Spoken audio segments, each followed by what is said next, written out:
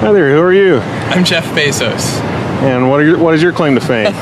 I'm the founder of Amazon.com. Where did you get an idea for Amazon.com?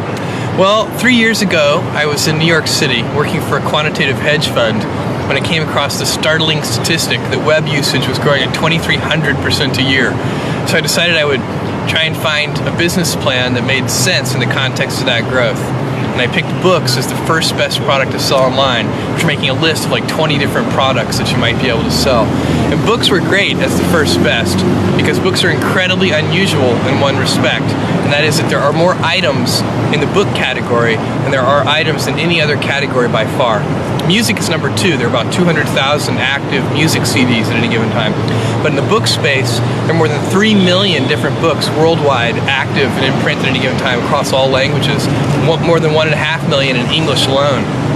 So when you have that many items, you can literally build a store online that couldn't exist any other way. And that's important right now because the web is still an infant technology. Basically right now, if you can do things using a more traditional method, you probably should do them using the more traditional method. What kind of inventory do you keep? We inventory the best-selling books. At any given time, we're inventorying in our own warehouse only a couple of thousand titles. And then we do almost in-time inventory for another 400,000 titles or so. We get those from a network of we order electronically from a network of wholesalers and distributors. We order those today, they're on our loading dock the next morning.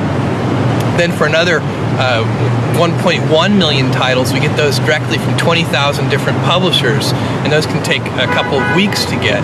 And then there are 1 million out-of-print books in our catalog. We have a catalog of 2.5 million books altogether.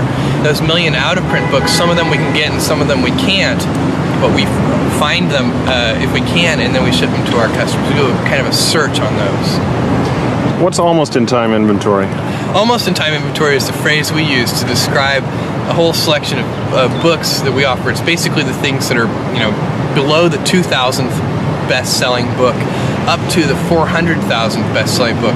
Those are titles that we can get from a network of more than a dozen different wholesalers.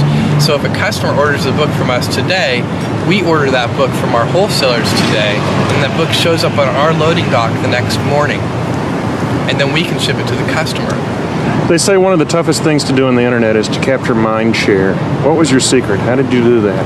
Yeah, even more generally, I agree with you that capturing mind share on the internet is extremely difficult. Even more generally, it's the late 20th century, not just the internet. Capturing attention. Attention is the scarce commodity of the late 20th century.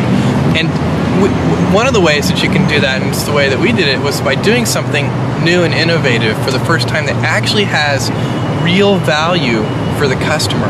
That's a hard thing to do, but if you do that, then newspapers will write about what you're doing, customers will tell other customers, and you'll get a huge sort of word-of-mouth fan-out, and that can really drive and accelerate businesses, and that's what happened with us. In the first year of opening Amazon.com to the public, we didn't do any paid advertising, and all of our growth was fueled by word-of-mouth and media exposure.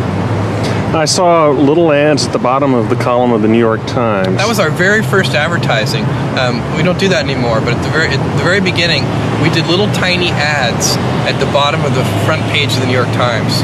I thought that was very clever. It's sort of using a URL as a macro, because I read... That it expands. We're a bookstore, click here. Right. That's a great way to think of it. And it worked very well, apparently. I don't know, the problem with that kind of advertising is it's extremely difficult to track. Put a different URL for every... That's the problem, is that you want people to start to learn your URL, so you don't want to actually use a different one. And it's very easy. One of the great things about online ads, we do advertising today in maybe 40 different, on different websites, we do banner ads. And that advertising is very easy to track in terms of knowing how effective it is. So we know for each piece of creative in each venue, not only how many click-throughs we get, but how many sell-throughs we get, how many dollars of revenue it generates per ad dollar spent on that creative in that venue. And that is a sort of a marketer's nirvana in a certain sense. Well, it's an exciting place to be on the web right now. Oh, it absolutely is. I mean, it's just incredible. What's really incredible about this is that this is day one. This is the very beginning. This is the Kitty Hawk stage of electronic commerce. We're moving forward in so many different areas, and lots of different companies are as well. And the late 20th century is just a great time to be alive. You know, we're going to find out that I think a millennia from now, people are going to look back and say, wow, the late 20th century